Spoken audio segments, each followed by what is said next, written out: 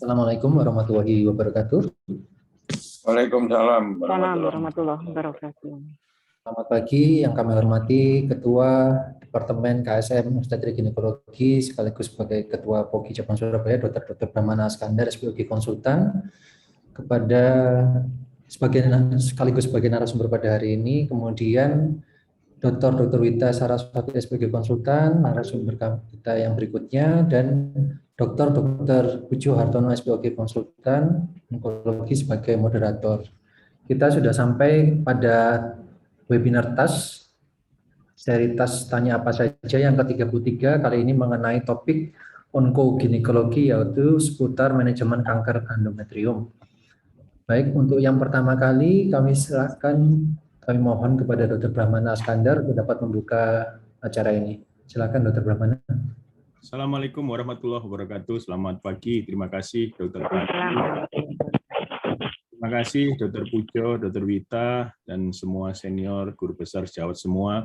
Kita sampai pada TAS yang ke-33.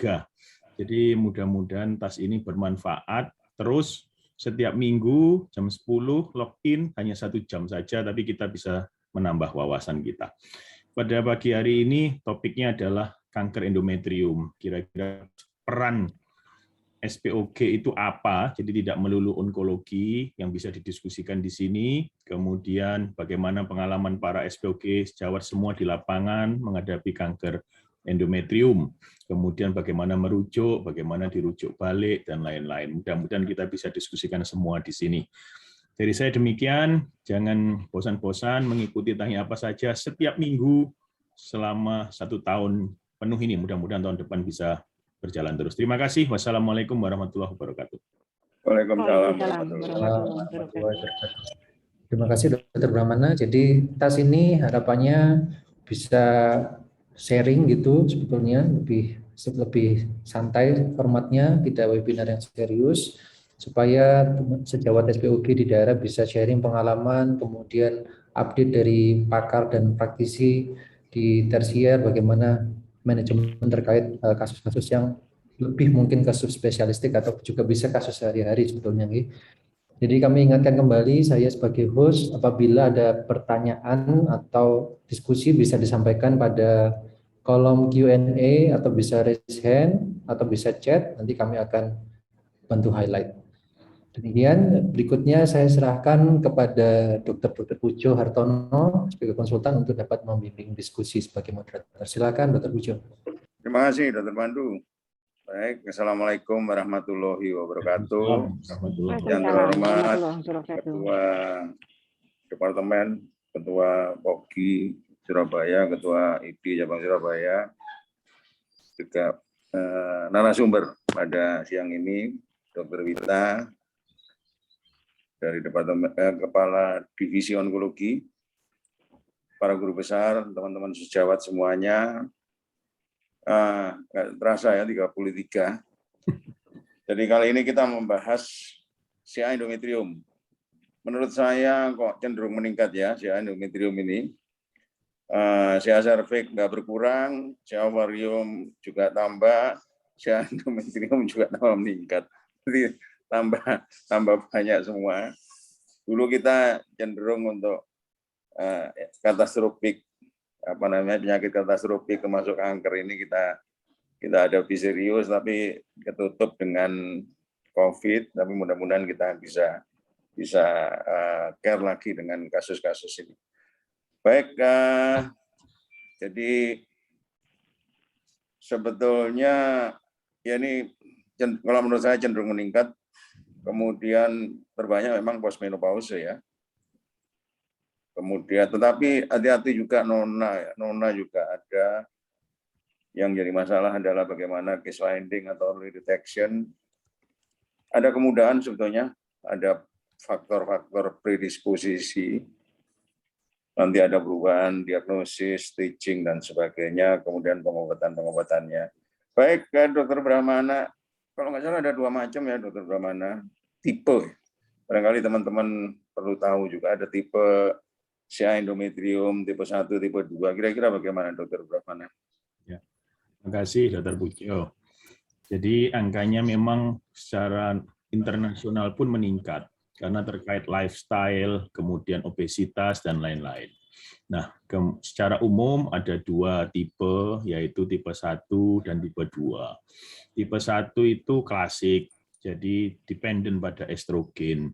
Setiap peningkatan paparan estrogen pasti akan juga meningkatkan risiko yang tipe 1. Tipe Yang 1. terbanyak ya? Yang terbanyak kira-kira. Yang terbanyak adalah tipe 1, 90% adalah tipe 1. Tipe 2 ini tidak ada kaitannya dengan estrogen, dan biasanya tipe 2 lebih agresif. Tetapi kita mengamati di Rumah Sakit Dr. Sutomo, dan ternyata internasional juga, meskipun tipe 1 itu lebih agresif dibanding dulu itu. Artinya kasus recurrency-nya dan lain-lain lebih meningkat. Kita masih belum tahu apa sebabnya. Jadi intinya termasuk metastasenya cepat ya, Bram.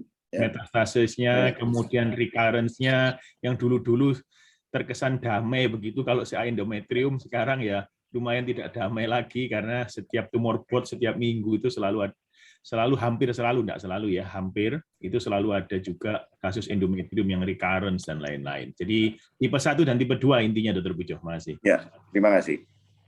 Dr. Wita, nah kira-kira apa yang perlu diperhatikan teman-teman? Gejala ya, gejala awal, ada faktor predisposisi. Kadang-kadang kita kecolongan juga, nona ya DUB di terapi hormonal akhirnya belum tiba CA endometrium. Kira-kira bagaimana, Dr. Wita?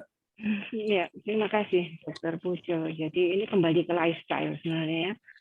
Kenapa sekarang jadi banyak, sekarang aktivitas jauh berkurang banyak ya. Apalagi pandemi gini, orang di rumah,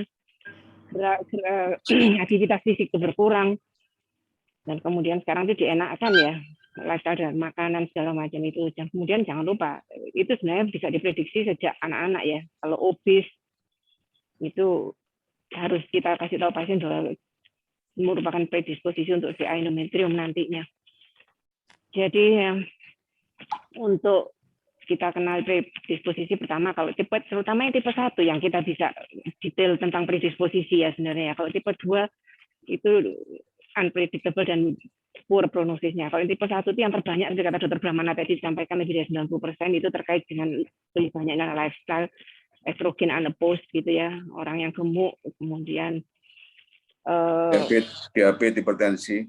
Ya, dan penyakit-penyakit itu. Kalau misalnya biasanya yang makin tua, usianya prognosis juga makin jelek, karena ada penyakit-penyakit penyerta biasanya ya, dengan diabetes dan hipertensi.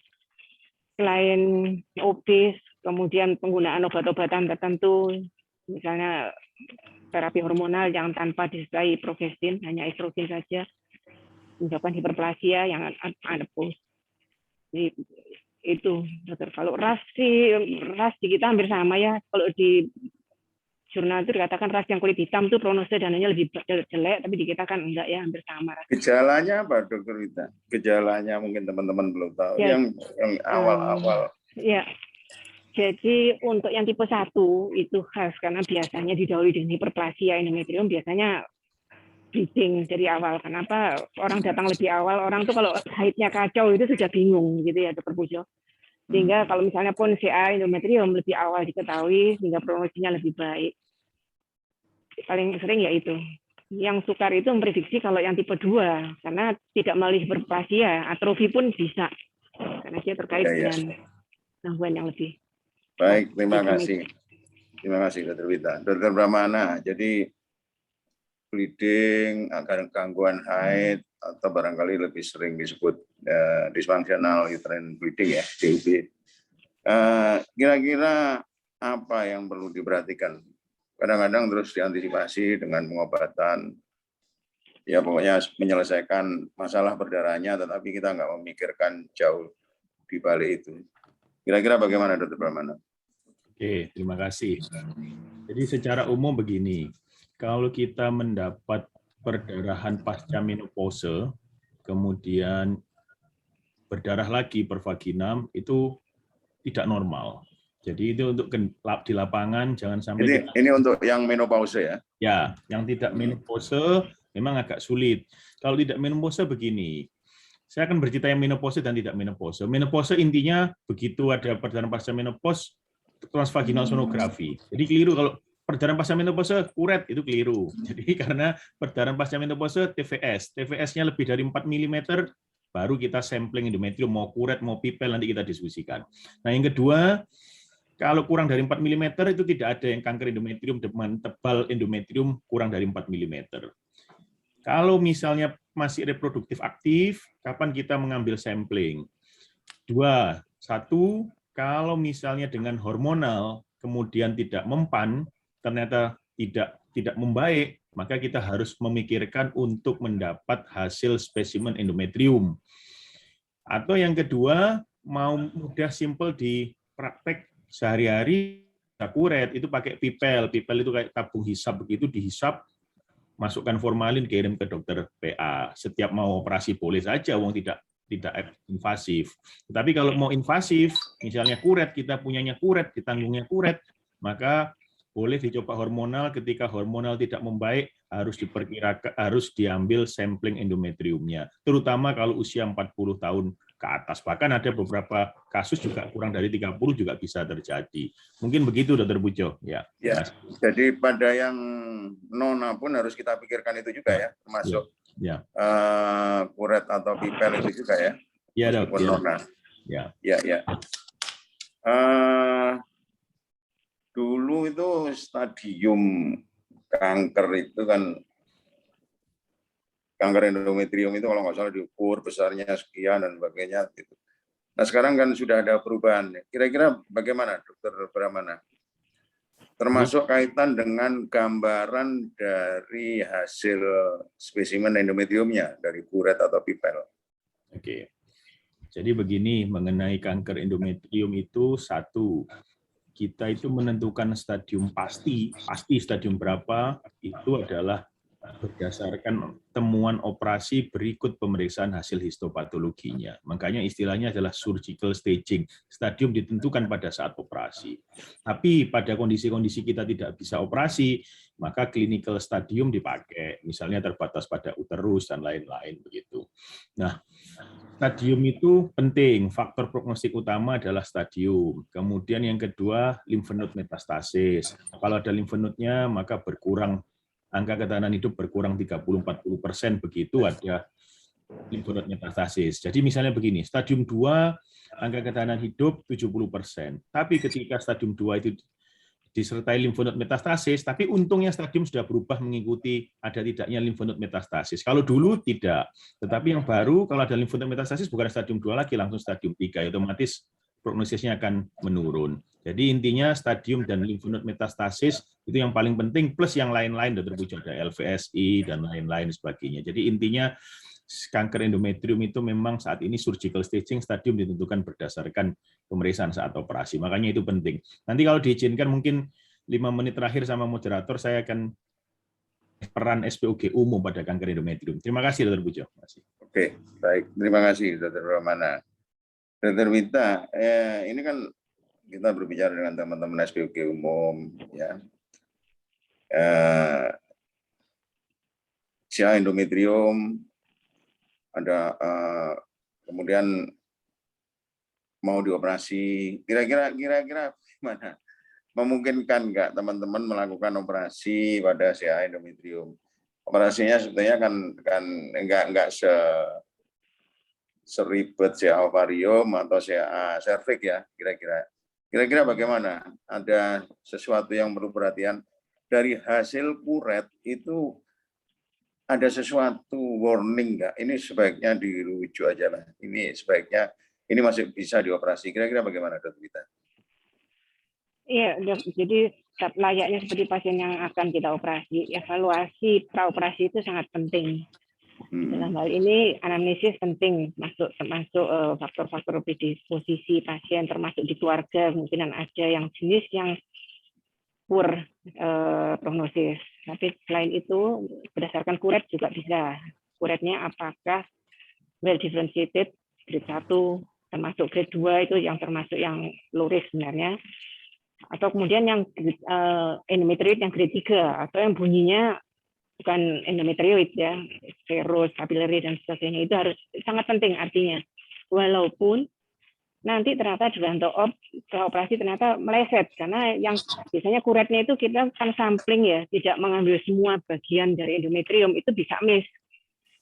Tergantung seberapa banyak komponen glandulernya dan sebagainya itu menentukan grade. Jadi kalau misalnya kita cuma sampling yang diambil kemudian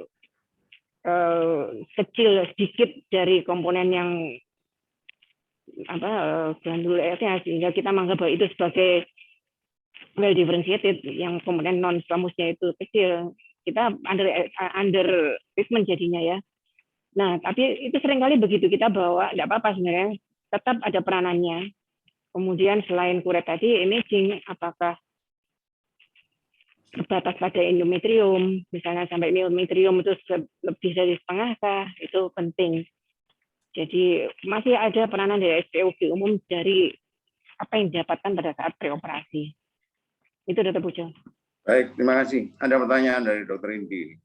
Kalau ada PUD yang belum menopause, apa sama dengan yang menopause, tindakan kuret berdasar hasil TVS kalau kurang dari 4 mm tidak perlu?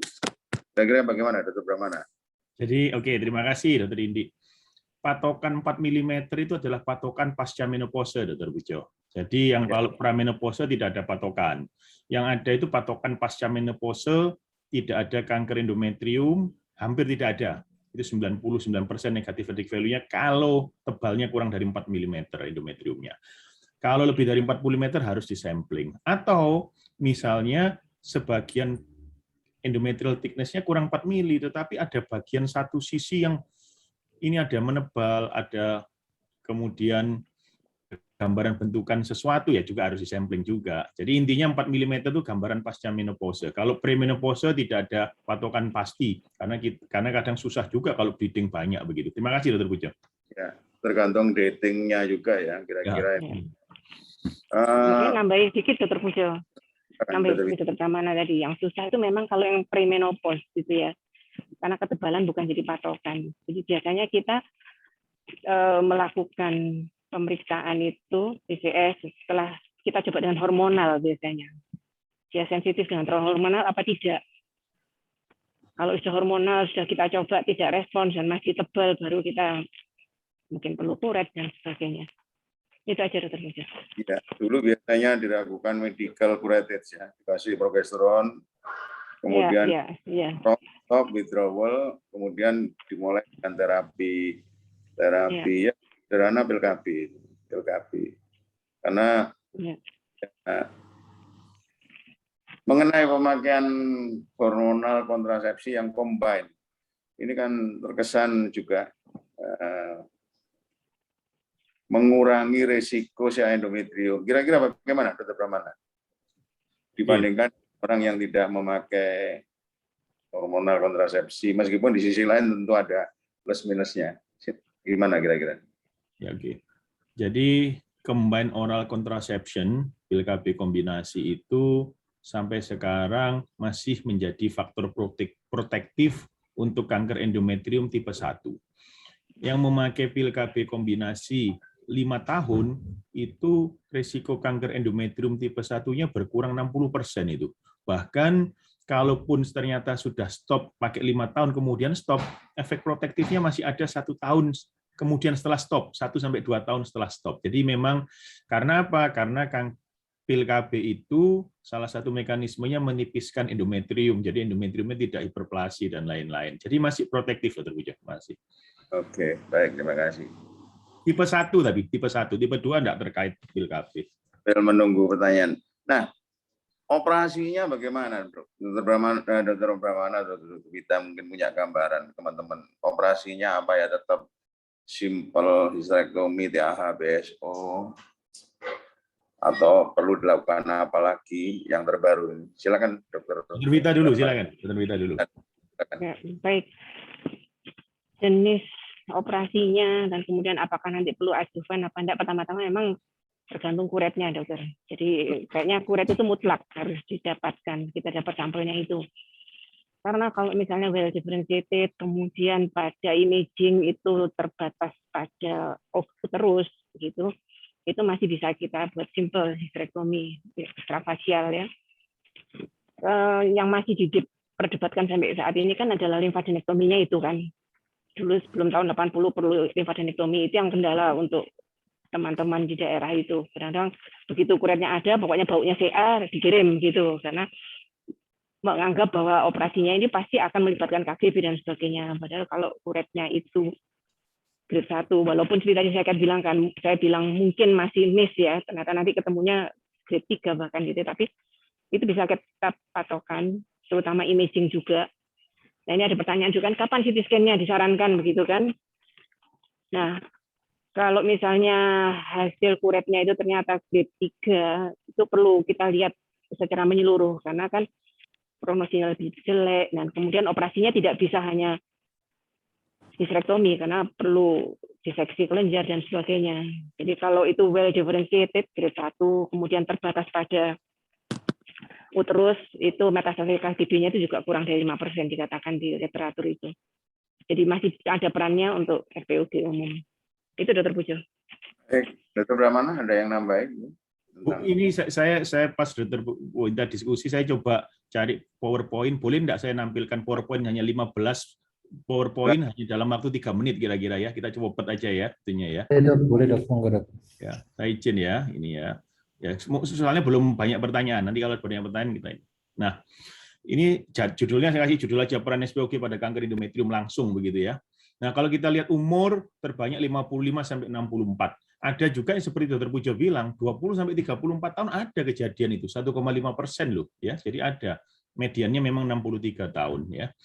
Nah, ini kemudian kalau perdarahan pasca menopause itu penyebab tersering justru bukan endometrial cancer. Jadi penyebab tersering itu kalau kita lihat atropic vaginitis. Kalau tebal endometriumnya kurang dari 4 mm, bleeding sedikit-sedikit, bukan bior banyak, bisa saja diberikan estrogen karena itu atropic vaginitis ya. Nah, kemudian ini TVS paling penting, indikasi biopsi endometrium kalau endometrial thickness lebih dari 4 mm, peningkatan eko difus vokal tidak jelas atau perdarahannya persisten. Kurang dari 4 mili tapi tidak selesai-selesai, bulan ini kontrol, bulan depan kontrol, bulan depannya kontrol, keluarnya sama, ya kita harus sampling endometrium ya.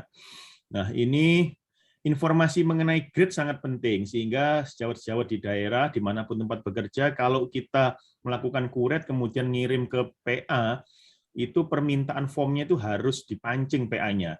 Mohon informasi grade, misalnya demikian. Karena grade itu sangat penting, sangat penting. Jadi kadang-kadang kita terlalu sibuk, minta tolong mbaknya gitu ya, mbak tolong dikirim mbak, karena pengantarnya kadang-kadang minta dituliskan juga. Nah, ini penting ini, kita pancing PA-nya meminta grade ya, karena ini penting. Nah, semua kanker endometrium ditangani tim kanker ginekologi yang komprehensif memang. Jadi stadium 1 A grade 1 2 bisa ditangani oleh SWG yang merupakan bagian dari tim kanker ginekologi. Jadi sebetulnya begini. Ini memang di negara maju. Negara maju itu dimanapun itu sama, mendapatkan pengobatan yang sama, operasi sama, fasilitas sama. Nah, kalau di luar negeri itu bisa dilakukan oleh SPOG non-onkologi, tetapi ketika di tengah-tengah operasi ada sesuatu, bisa di-switch langsung ke tim onkologi ginekologi. Ini mungkin maksudnya yang dalam tanda kotak itu, ya. Nah, ini ternyata angka lymph node juga lumayan begitu ya. Apalagi ini contohnya kalau invasinya lebih dari 50%, angka yang lymph node metastasis juga sudah meningkat. Jadi artinya kita perlu melakukan CT scan. Jadi Dr. Wita sudah bilang CT scan, karena CT scan bisa melihat lymph node dengan baik kalau ada fasilitasnya, ya. Nah, harus dikerjakan oleh ginekologi-onkologis, hasil kuretnya grade 3, itu harus liver saja. Atau non-tipe 1, papillary serosis, clear cell, karsinosarkoma, rujuk. Atau dari CT scan-nya terdapat dugaan infiltrasi ke serviks atau extrauterine. Oh, sudah sampai serosa, oh, sudah sampai omentum, oh, sudah sampai ada peritoneum, oh, sudah sampai KGB, itu rujuk saja. Atau bila ada invasi ke myometrium, terbaik sebetulnya dengan MRI, CT scan pun bisa. Kalau ada invasi ke myometrium, rujuk saja. Atau kanker endometrium rekuren. Jadi kalau misalnya stadium 1 dari klinis, kemudian grade-nya grade 1, CT scan-nya tidak ada invasi sama sekali ke myometrium, terbatas betul-betul pada endometrium, mungkin masih pada tempatnya, dikerjakan oleh SPOG. Ya.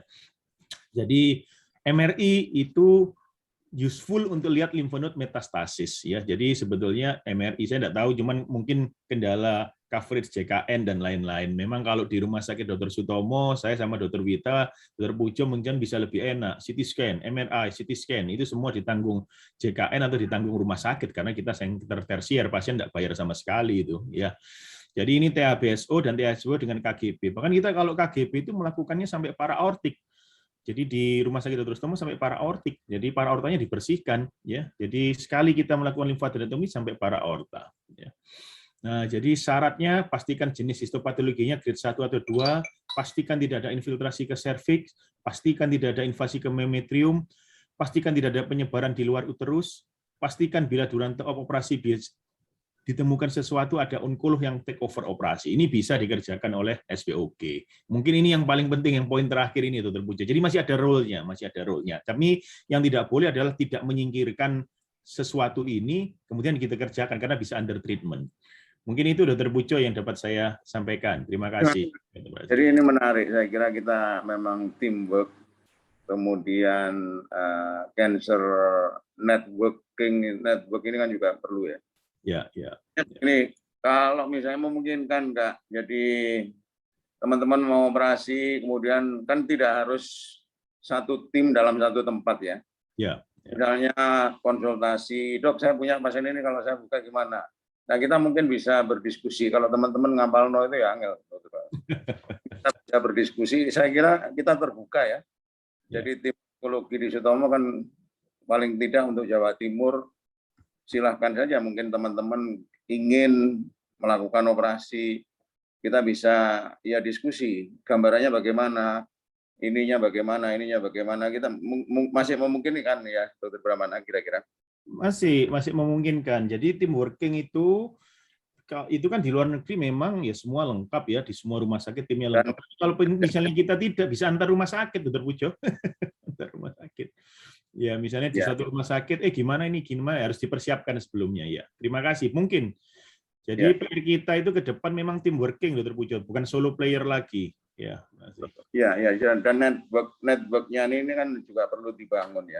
Teman-teman itu bisa, ataupun kalau dirujuk dalam kondisi yang sudah setengah ya lebih lengkap lah. Artinya sudah saling mengetahui semuanya. Itu mungkin ya. Nah, ini ada pertanyaan Dr. Brahmana dari Dr. Wita, dari Elizabeth. Untuk simple hiperplasia without atypic, Mirena, sudah dapat Mirena atau noristeron? Perlu setelah pengobatan itu perlu pulang nggak? Without atypic. Jadi simple hiperplasia biasa itu ya. Pertanyaannya apakah perlu kuret ulang begitu? Iya. Betul. Ya, itu termasuk, kalau menurut saya kuret itu masih invasif juga ya. Jadi klinis aja dulu keluhannya membaik apa enggak, kemudian TVS-nya. Itu lebih penting. Jadi untuk evaluasi kecuali kalau bisa atipia gitu ya, atau kemudian ada endometrium in situ misalnya begitu ya. Nah, itu mungkin perlu dikuret ulang. Tapi kalau simple hiperplasia without atipia, sudah diberi Mirena, kemudian atau hormonal dia klinis membaik, artinya tadi keluhan fluxusnya membaik, terus kemudian TVS-nya juga tidak ada penebalan, ya nggak perlu dikuret. Iya. Nggak perlu kuret ulang. Ya, aman saja, ini punya pengalaman klinis. Kalau saya seperti ini, setelah diterapi itu ya saya di maintenance dengan pil KB, tergantung dia ya, tergantung pasiennya apakah ingin hamil ataukah sudah nggak ingin hamil.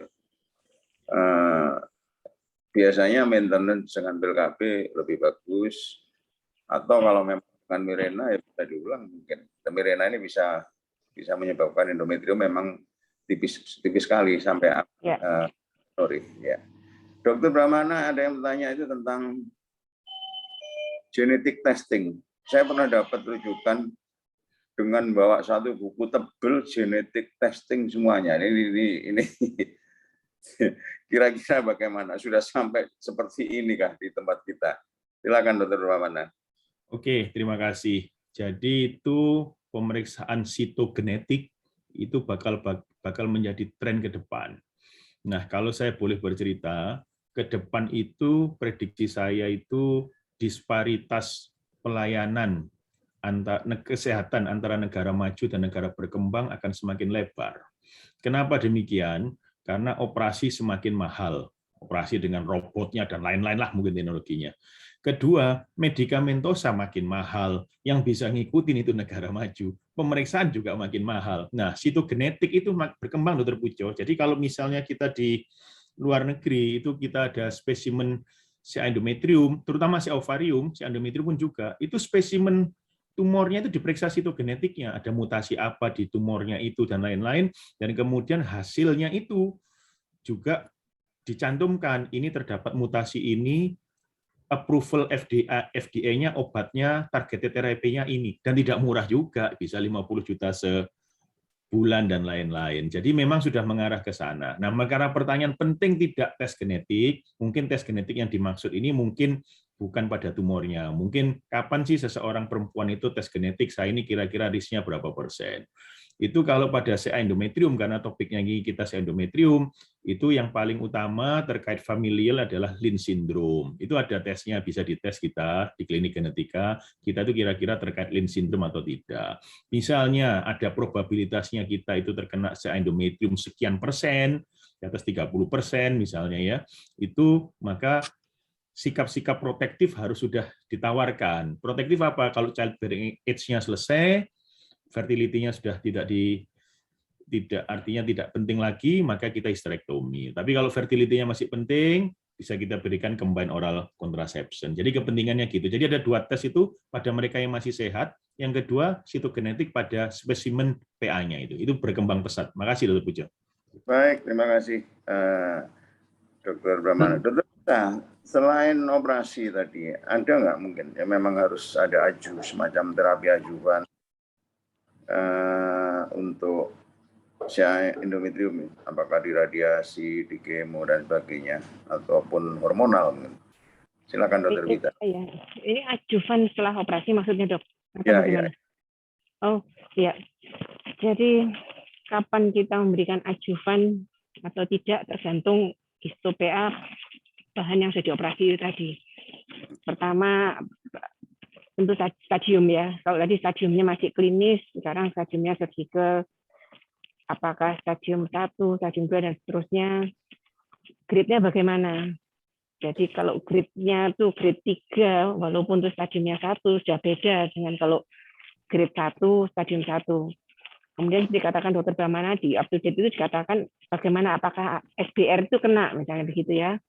Terus kemudian bagaimanakah sitologi cairan peritoneumnya. Kemudian LVSI dan usia segala macam itu mempengaruhi apakah perlu ajuvan. Dan ajuvan itu bisa radiasi, bisa kemo. Jadi memang bisa ada dua-duanya. Jadi misalnya hanya diperlukan vaginal brachy saja pada grade 1, yang stadium 2 misalnya begitu, sudah di hysterectomy. Karena kalau stadium 1 itu kansnya untuk KGB, mutasi KGB kecil sehingga perlu vaginal brachy. Apakah dikombinasi dengan kemo, sangat tergantung pada temuan HPA-nya itu, Dok. Ya. Jadi rasanya kita penting sekali ya untuk melakukan ya semacam tumor board ya pasca operasi, yang jadi kita bisa menentukan bersama mungkin ya hasil PA-nya seperti ini, gambaran PA-nya, kemudian kira-kira mau pas dikasih apa ini kemoterapi. Jauh Dok, itu ada yang resen Dok. Oh iya. Dr. Ali Mahmud mungkin berkenan. Oke, silakan Dr. Ali Mahmud. Tanya secara live mungkin, kami persilakan. Silakan. Dr. Ali. Pijat mungkin bisa.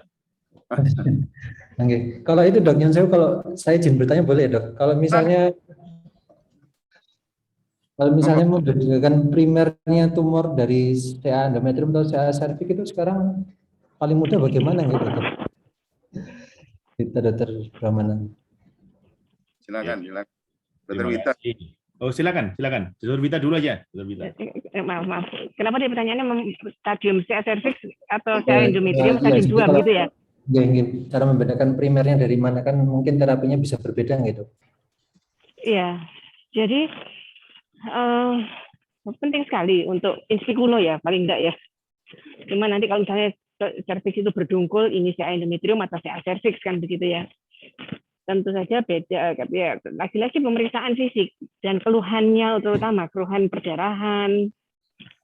CA endometrium itu awalnya kan CA perdarahan ya, stadium awalnya, kemudian stadium 2 sudah lebih kompleks. Jadi selain imaging, kita lihat apakah ada ketebalan endometriumnya sesuai dengan kriteria CA endometrium.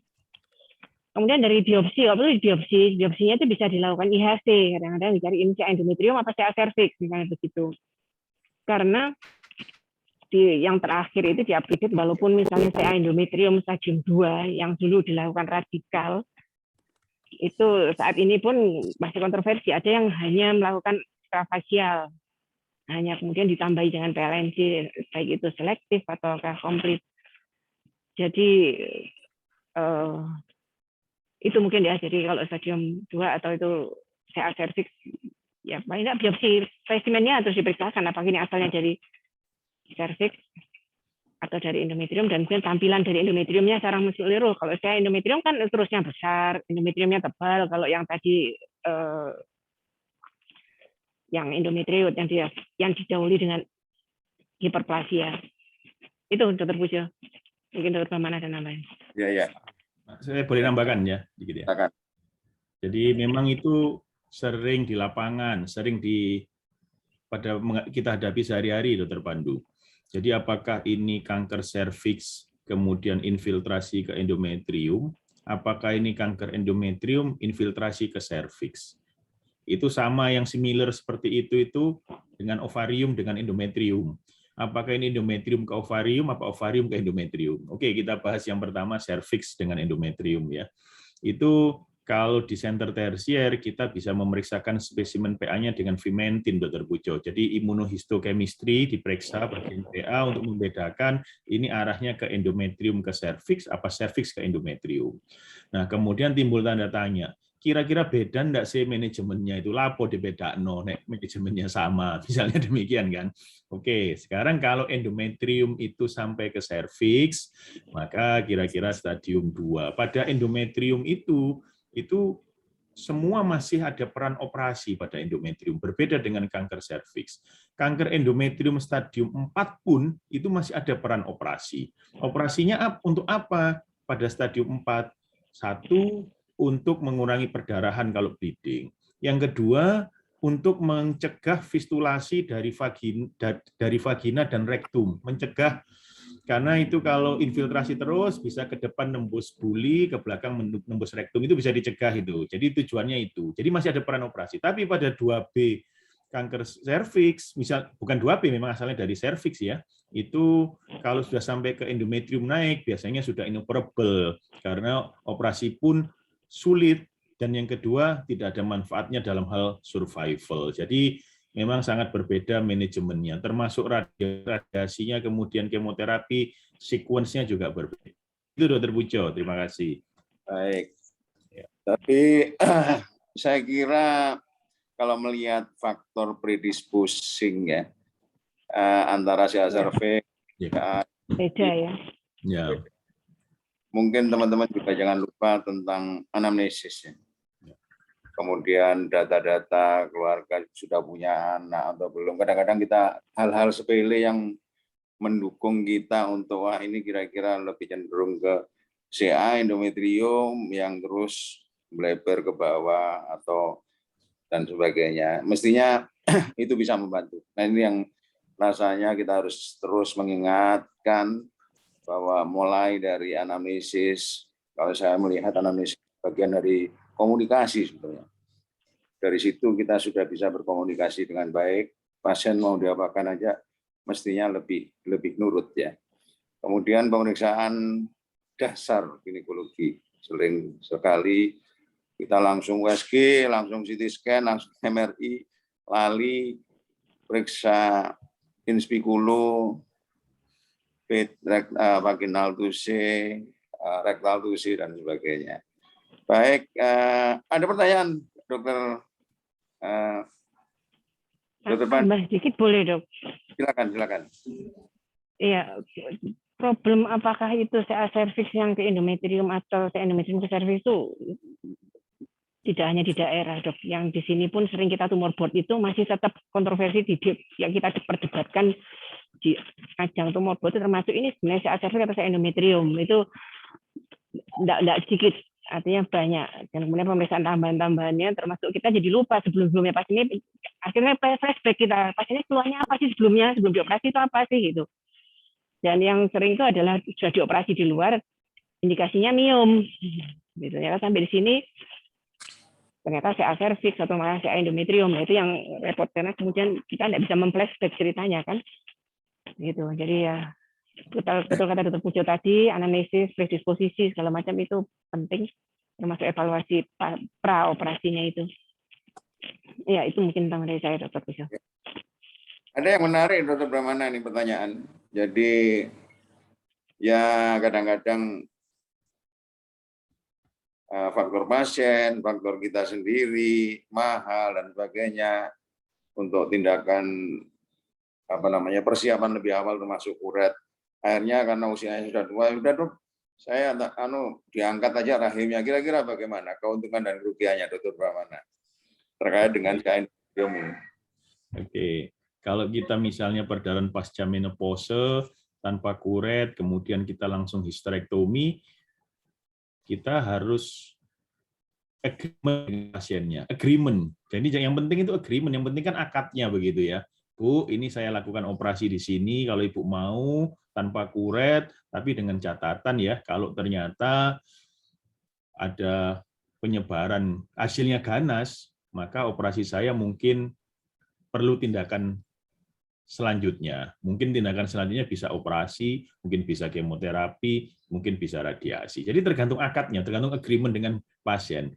Tetapi kalau idealnya, leg artisnya, ya memang kita harus melakukan sampling pada endometriumnya. Gunanya apa sih? Apa sih bedanya itu? Oh, banyak bedanya. Contoh misalnya, kita lakukan sampling pada endometriumnya, sampling itu mau pipel, mau pakai kuret, itu kalau hasilnya ternyata grade 3, maka kita aware. Grade 3 mungkin saya akan melihat invasi miometriumnya, ada enggak tempat penyebaran di luar uterusnya. Karena apa? Kalau itu terjadi semua, saya akan bisa menjelaskan ke pasiennya prosedur operasinya seperti ini, dan ini. Tetapi dikala pasien yang tidak mau semua dan lain-lain, mau histerektomi langsung, monggo, asal dengan agreement itu tadi. Yang penting ada gentle agreement-nya dengan pasien. Yang nggak boleh kalau kita tidak menjelaskan apa-apa ke pasien. Jadi plus minusnya kita jelaskan bahwa kalau yang dilakukan kuret dulu kita mendapat informasi penting sehingga takaran tindakannya itu pas. Begitu saja, Mbak Dr. Jo. Makasih. Baik, terima kasih. Ya, kan memang Nambah sedikit, Dr. Pujo. boleh. Karena ini pertanyaannya ini kan terkait kalau 2 kali prosedur kuret itu biaya, nanti operasi juga biaya, begitu kan? Ini gimana kalau kuretnya dilewatkan? Begitu kan pertanyaannya begitu. Jadi di sini peranannya pipel itu tadi, karena pipel itu tidak perlu dibius, office saja pada saat poliklinik kita itu sudah bisa langsung dikerjakan pipel itu. Mungkin punya gambaran tentang pipel, mungkin ada gambarnya kita bisa. Saya waktu tas yang lalu Dr. Hari sudah menggambar tentang pipel ya. Itu justru kita bisa. Tidak nambah biaya untuk pasiennya. Pipelnya aja mungkin ada 150-an ribu itunya ya. Mungkin nambah PA-nya. Tapi kalau melewatkan aja rasanya ya. Ya tadi general agreement tadi yang kata Dr. Brahmana tadi gitu ya. Iya. Operasi lamaran pipel itu harapan ke depan memang. Ya bukan harapan, sebenarnya pipel itu sudah lama. Pipel itu seperti tabung kecil ya, ibaratnya seperti tabungnya kita pasang Novate lah. Itu kita kan ada tabungnya kecil, kemudian disedot, cairan endometriumnya dimasukkan di formalin, kemudian dikirim ke PA itu. Cuman PR-nya adalah coverage dari JKN-nya itu, Dr. Wita, mungkin ya itu yang harus kita diskusikan, Dr. Pujo. Ya, makasih. Anggap tindakan poliklinis soalnya kan. Tidak ada tambahan. Saya kira apapun, ya. Saya kira apa yang kita jelaskan ke pasien itu penting sekali, seperti yang disampaikan Dr. Karena baik itu pipel ataupun kuret itu masih ada miss-nya. Ya. Saya yakin nggak akan dokter yakin kalau ini pasti nggak ada ya nggak susah kita. Bahkan dokter pun juga kadang-kadang bisa luput apalagi. Dan harus ingat banyak kasus-kasus CA endometrium itu yang gemuk. gemuk, kemudian usianya tua, nggak punya anak, itu nggak gampang untuk melakukan tindakan-tindakan kuret, apakah pipel dan sebagainya. Jadi ini memang seninya dari. Jadi tetap kita harus informasi ke pasien, komunikasi ke pasien ini penting sekali. Baik, ada pertanyaan langsung mungkin Dr. Pandu? Ini ada yang raise hand, Dr. Pujo, ada Dr. Justina Nababan. Kami persilakan mungkin apabila ingin bertanya bisa menyalakan mic-nya dan bertanya kepada para narasumber dan diskusi dengan moderator. Persilakan. Silakan, monggo. Masih belum ada nih, masih ada pertanyaan dari kolom Q&A, Dr. Pujo. Jadi dari Dr. Ramawati, pada perdarahan postmenopause apakah masih ada tempat untuk dicoba pemberian hormonal seperti preparat progesteron? Oke, monggo dok. Silakan Dr. Wita. Progesteron pada kasus-kasus pasca menopause. Dengan saya ini temuannya pasca menopause terus pada THS endometriumnya tebal begitu ya. Belum mau dikuret dulu atau ya tidak dikuret dulu, apakah boleh di terapi hormonal begitu ya? Iya, boleh-boleh saja. Boleh-boleh saja. Jadi penebalan itu ya mungkin aja bisa aja kan aja pakai tamoxifen misalnya dia pasien PA mama misalnya. Dan biasanya kalau saya koordinasi dengan bedah onko itu saya stop dulu ya tamoxifennya, saya beri progesteron, kemudian 2 minggu dievaluasi ketebalannya. Itu dan kemudian kalau memang tipis ya sudah kita nggak perlu kuret, mungkin hanya gara-gara tamoxifen aja penebalannya. Jadi masih pada tempatnya dicoba untuk memberikan progesteron. Itu saja, dokter. Mungkin dokter Brahmana ada tambah. Ya mungkin bukan. Oke. Ya, dokter Brahmana silakan. Oke.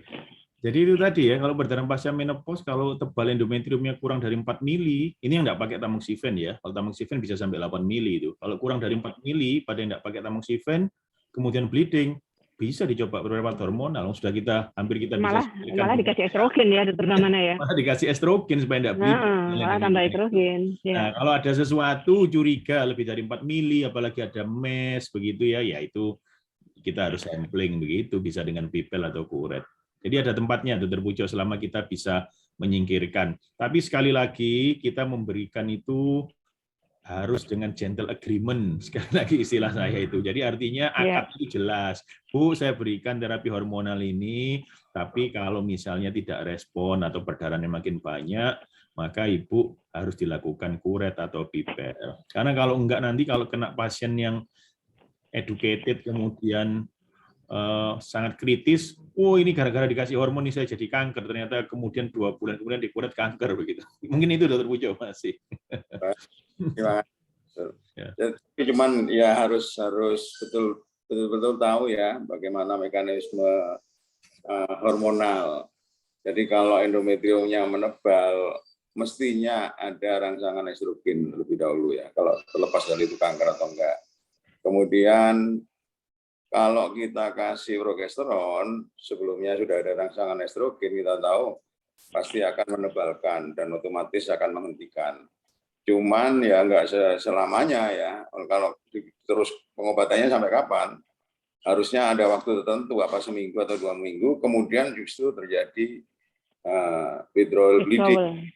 Ya, dan itu harus dijelaskan juga. Kemungkinan perdarahannya malah banyak. Nah, setelah itu baru dicoba terapi yang definitif kalau mau dengan hormon, apakah ditekan dengan progesteron. Kalau progesteron diberikan sejak awal, mestinya akan membuat endometriumnya menipis. Tapi kalau memberikannya salah, itu cerita kalau nggak salah kuliahnya Prof. Samsul ya. Mudah-mudahan ada beliau di sini bisa ikut membantu. Jadi kita harus tahu betul. Kalau enggak nanti apalagi terus minumnya 3 hari selesai. Dan ini yang menyebabkan terus bingung, maksudnya bingung. Kita tidak menjelaskan dengan baik. Apalagi terapi hormonal ini betul-betul edukasi dan itu tadi akadnya harus betul-betul pas. Baik, masih ada lagi pertanyaan, Dokter? Ya, jadi terkait tadi Dokter Brahmana mungkin sedikit perkembangan dari terkait Dokter Brahmana tadi mengenai gentleman agreement atau gentle agreement itu, apakah persetujuan tadi sebaiknya harus tertulis semua ataukah cukup lisan, Dokter Brahmana? Selama ini bagaimana panjenengan, Dok, di sehari-hari, Dok? Oke, Kalau untuk akreditasi ya tertulis ya. kalau kita strict pada akreditasi itu tertulis. Tapi misalnya pasien sejawat semua di satu praktek begitu 100 sehari ya agak sulit kalau tertulis. Makanya itu gunanya tim working itu. Karena kalau di negara maju yang menjelaskan itu dokter hanya menjelaskan singkat, nanti ada yang menjelaskan lagi di luar itu sebelum tanda tangan. Nah itu kita kan tidak punya gitu kan. Nah itu kalau punya ya bagus. Jadi Bu nanti kira-kira begini gini tapi detailnya akan dijelaskan. Misalnya itu GP, general practitioner atau siapa, kemudian pasiennya baru tanda tangan. Nah itu kita kan tidak punya. Nah gimana kemudian solusinya? Ya kalau menurut saya profiling itu pun bisa gagal. Profiling artinya memprofil pasien.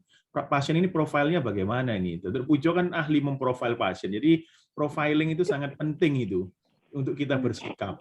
Jadi kalau ini saya feeling saya profilnya pasien begini, saya ya harus mungkin pakai kertas begitu ya. Meskipun lega artisnya ya kertas semua seperti Dr. Vita tadi itu. Mungkin gitu Dr. Pujo mungkin bisa nambahkan. Silakan. Ya sebetulnya hubungan kita awal dan pasien itu sudah sebuah kontra yang itu piutang ya. Jadi pada saat seorang pasien itu sudah sangat percaya dengan kita, itu sebuah ya sudah sangat tergantung tentunya. Tergantung kita nanti. Oleh karena itu komunikasi ini penting sekali buat kita semuanya. Ya di luar negeri mungkin bisa saja dilanjutkan dengan orang lain, tapi untuk tempat kita saya kira komunikasi awal mulai anamnesis itu penting sekali. Karena dari situ kita bisa betul Dokter Brahmana profile. Jangan ada tumor langsung, oh ini harus dioperasi nih Bu, Pak bisa ini. Saya buatkan surat pengantar, itu lari malah pasiennya. Lihat mukanya pasien ragu-ragu, dijelaskan dengan gambar, dengan apa semuanya masih ragu-ragu. Silakan disuruh second opinion. Jadi kadang-kadang ini praktis saja, teman-teman ketakutan pasiennya hilang, enggak lah. Second opinion ke siapa, nanti akhirnya ya rezeki nggak bisa lari kemana, itu untuk yang praktek umum ya, yang privat ya, tetapi yang BPJS nggak ada masalah. Jadi itu saya kira profiling pasien itu memang penting untuk mengetahui ini bagaimana.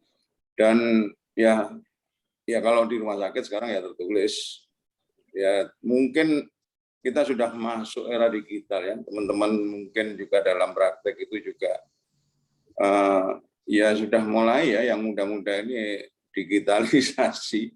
Saya sendiri juga di rumah juga mulai dengan data-data itu dimasukkan di komputer, ya ikut meskipun radil-radil. Karena di rumah sakit semuanya sudah seperti ini. Ya kita memang harus kalau semuanya sudah melaksanakan seperti ini, kita masih tetap saja ya nanti ketinggalan kita. Saya kira itu mungkin. Masih ada waktu, Dokter? Masih, Dok. Masih ada waktu 6 menit. Ini ada satu pertanyaan lagi sebetulnya, Dr. Pujo.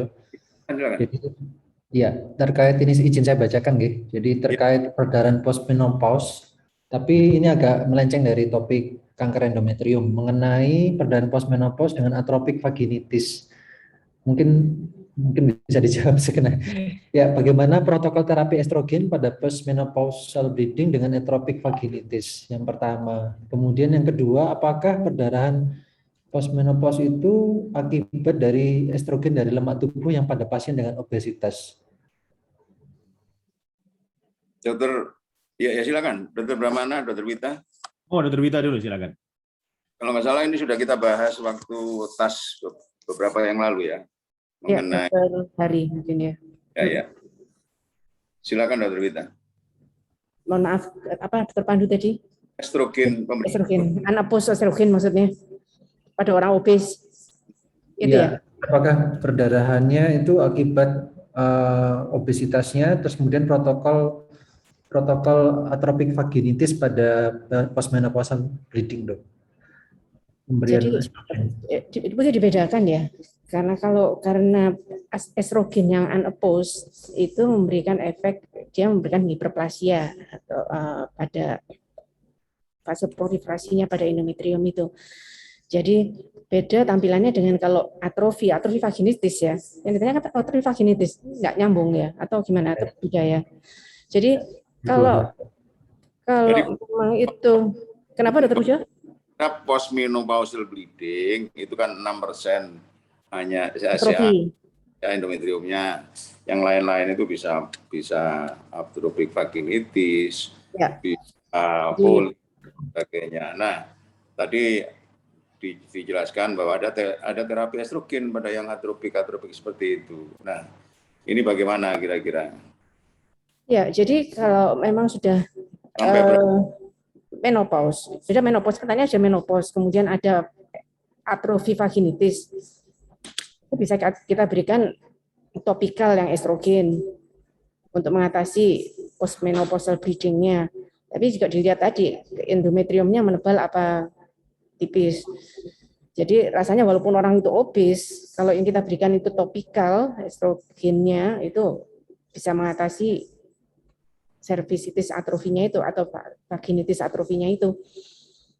Jadi masih pada tempatnya, tidak akan mengaruhi secara sistemik. Takutnya itu kan maksudnya ini atrofi vaginitis tapi orangnya obes, kalau terapi hormonal apa enggak tambah berat gitu kan maksudnya. Jadi kita berikan aja. Kalau obes rasanya rada ragu-ragu saya. Betul, apakah benar itu atrofi, begitu atrofi vaginitis ya kalau orang obes. Nah, itu saya tanya tidak nyambung ya, artinya suatu kondisi yang bertentangan. Jadi mesti dipastikan dulu apakah benar-benar itu atrofi vaginitis. IVA-nya bagaimana, misalnya kalau perlu kolposkopi itu apakah benar-benar emang menunjukkan itu atrofi, tidak ada osteoid dan sebagainya. Kadang-kadang tampilannya kan seperti erosif juga begitu kalau orang atrofi vaginitisnya atau cervicitisnya itu. Ya, itu dari daerah vagina dan cervix ya. Enggak tahu kalau dari endometrium itu yang memang penimisan yang berlangsung lama pada endometrium kadang-kadang bisa menyebabkan gangguan vaskulatur. Jadi mikrovessel di situ juga bisa terganggu, terus menyebabkan bercak. Nah, ini yang mungkin bisa diterapi sementara dengan ditumbuhkan estrogen untuk ngobati sebetulnya ya, healing sementara. Untuk atrofinya itu ya dok. Nah, ini dulu yang ditakutkan kan estrogen anaposnya. Setelah di estrogen itu kita kendalikan, jangka waktunya tidak terlalu lama, tidak masalah sebenarnya. Dulu sering pada kasus-kasus KB hormonal yang progesteron only long term contraception seperti atrofi. Dan itu kan memang tidak mens. Kenapa tidak mens? Karena memang tidak ada endometrium yang tumbuh, atrofi, itu sering terjadi spotting. Salah satu terapinya adalah estrogen, tetapi ya nggak terus-menerus untuk healing aja vaskulatur mikrovessel di situ jadi membaik kembali. Dokter Brahmana ada tambahan mungkin? Oke, jadi kalau kita memberikan ya, kita misalnya anamnesis itu penting loh. Sudah menopause 2 tahun, kemudian perdarahan. Kita tanya, banyak dok, bior-bioran. Ya jangan mikir atrofi, ya kan. Perdarahannya gimana Bu? Oh sesekali aja dok, cuman flex sedikit. Ya, misalnya ibunya bilang demikian ya. Ya sebulan sekali, paling seminggu sekali. Sekarang ini bisa sehari 2 kali, tapi sedikit dok. Ya mungkin kita USG, TVS kurang dari 4 mili, kita bisa berikan estrogen. Dan kecuali kalau kita memberikan estrogen only itu 10 tahun, ya mungkin baru agak kita mikirkan. Kalau kita hanya 3-6 bulan kan juga tidak ada masalah. Kemudian kita juga ilustrasi juga, mungkin kalau kita melakukan quarter cervix, lip, atau LEDS pada yang sudah menopause, itu kadang-kadang untuk healing, itu kita berikan estrogen karena kan perlu healing di vagina, cervix, endometrium, itu kan healingnya perlu estrogen. Kita berikan estrogen itu untuk mempercepat kesembuhan itu. Mungkin itu ilustrasinya Dr. Puja masih. Ya, saya masih ingat dulu di Hongaria di Budapest ya. Ya. Jadi krim estrogen yang dioleskan di di kasa terus dimasukkan untuk ngedep sekalian. Jadi memang iya penting sekali ya pemeriksaan terus anamnesis ini jangan jangan sekali dilupakan lah untuk teman-teman semuanya. Kadang-kadang kita lupa langsung nyanda USG, langsung nggak lupa tanya. Ini penting sekali saya kira kita saling mengingatkan di sini. Masih ada pertanyaan lagi, Dokter? Ya, Dok, mungkin satu pertanyaan terakhir yang bisa didiskusikan. Pertanyaan dari Dr. Suprojo. Pasien perdarahan kurat PA didapatkan CA endometriumnya dari masih ada tempat untuk terapi progesteron dosis tinggi. Ini katanya menurut Kitchener, Dok. Mungkin apakah bisa ada tempatnya? Tadi mungkin terapi progesteron, high dose progesteron pada CA endometrium. Boleh komen, Dok? Ya, silakan Dokter. Oke. Jadi prinsipnya itu kanker endometrium masih pada tempatnya diberikan terapi hormon non operatif dengan syarat. Ada syaratnya itu, syaratnya. Yang pertama, ini lega artisnya ya. Yang pertama masih fertility wish, masih menginginkan punya anak. Itu pun kalau kita memberikan, kemudian orangnya berhasil hamil, ketika sudah melahirkan, kita histerektomi itu. Ya, tawarkan. Kemudian yang kedua, tidak ada invasi ke miometrium. Kemudian yang ketiga, tidak ada invasi ke tempat lain. Jadi benar-benar terlokalisir pada endometrium. Yang keempat, mes terbesarnya itu 2 cm, tidak bisa lebih itu. Kalau lebih, kompromis prognosisnya soalnya. Nah, kemudian diberikan apa kalau memenuhi syarat ketat? Satu, yang kelima yang paling penting, balik-balik lagi akadnya dengan pasien bahwa yang kita berikan ini adalah terapi alternatif dari surgery. Kita berikan apa? Kita berikan progesteron 300 sampai 800 mg per hari. Kalau kemasannya itu 100 mg, tapi sudah jarang itu nyarinya sulit. 100 mg ya 3 kali 100 boleh, 3 kali 200 boleh itu oral Provera yang 100 mg itu. Jadi pada tempatnya. Nah, kemudian ada pertanyaan juga bagaimana kalau pasca menopause tapi tidak mau operasi? Ya itu kalau itu sudah tergantung akad karena di luar aturan. Kalau di luar aturan ya boleh-boleh saja, pokok akadnya jelas begitu. Makasih Dr. Pujo. Iya. Saya tidak mau kok dipaksa ya. Iya, pada yang itu yang penting yang pertama kali tadi disebutkan. Jadi memang ada keinginan untuk hamil. Ya, cuma dijelaskan juga bahwa pengobatan ini pasti membuat sementara infertil, tidak subur. Jadi pada saat sudah selesai pengobatan, disuburkan lagi, otomatis juga memicu. Sama dengan endometriosis, kira-kira seperti itu. Jadi harus ada batasan waktu juga, jangan terlena terus lupa bahwa dia pernah CA endometrium. Ini penting, apalagi lebih bagus lagi kalau di luar negeri mungkin langsung bayi tampung mungkin ya, Dr. Pramana. Tapi kalau di tempat kita kan masih susah. Nah, kadang-kadang hal-hal semacam ini yang lupa. Seperti endometriosis juga, kadang-kadang lupa terapi akhirnya Contoh lupa sederhana itu kita lupa pasien mau karena fertility wish, ternyata suaminya azoospermi gitu ya. Jadi kita harus diskusi atau kebalikannya Dokter Pramana. Pasiennya pengen operasi, dokternya yang bilang sebenarnya bisa loh, enggak itu repot ditambahin. Bisa pakai hormonal dulu, ayo tambah salah ini dokternya. Kalau itu dokter wish itu, bukan passion wish. Ini harus passion wish ya. Baik, ya.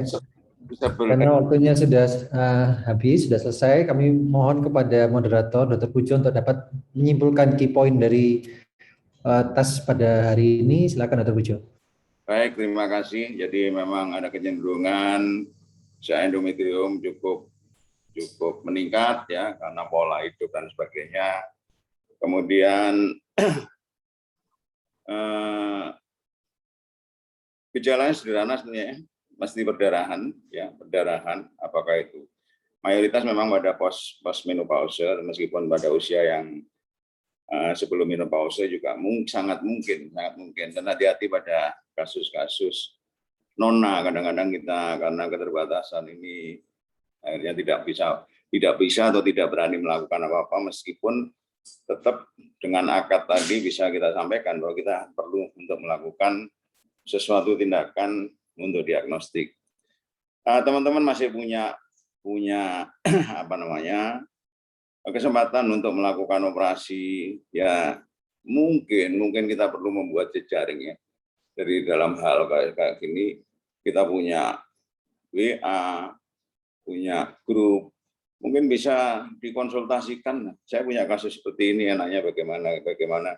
Dan saya yakin teman-teman di center ini di Sutomo itu kalau akan sangat terbuka dan akan sangat terbantu kalau misalnya memang itu bisa dikerjakan oleh teman-teman di daerah, bisa dikerjakan di sana.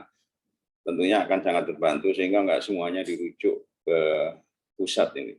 Sekali lagi, tim penting sekali. Oleh karena itu di Dr. Sutomo kita setiap minggu itu dengan urologi, tergantung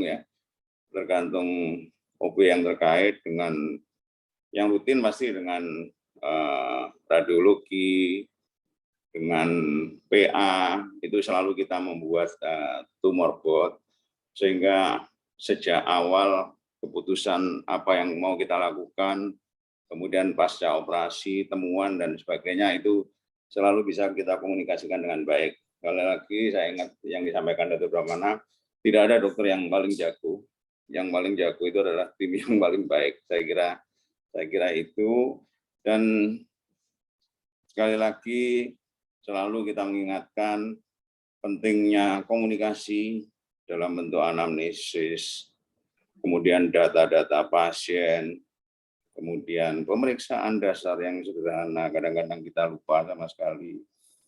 Ini perdarahannya dari jalan lahir, dari vagina, serviks, uterus, atau ternyata perdarahannya dari anus, ternyata perdarahannya dari uretra. Jadi hal-hal yang sepele ini kadang-kadang kita kelewatan. Saya kira itu mungkin memang ada perubahan pada diagnosis, pada treatment, tetapi dengan kerjasama yang baik semuanya, rasanya kok kita bisa menangani kanker ini dengan baik. Dan mudah-mudahan itu yang terjadi. Saya kira itu mungkin yang bisa saya sampaikan. Terima kasih. Sampai ketemu pada tanya apa saja tentang kanker berikutnya. Terima kasih Dr. Brahmana, Dr. Wita, dan teman-teman yang hadir pada acara ini. Mohon maaf kalau mungkin ada sesuatu yang salah pada acara ini. Terima kasih. Saya kembalikan kepada Dr. Pandu. Assalamualaikum warahmatullahi wabarakatuh. Waalaikumsalam warahmatullahi wabarakatuh.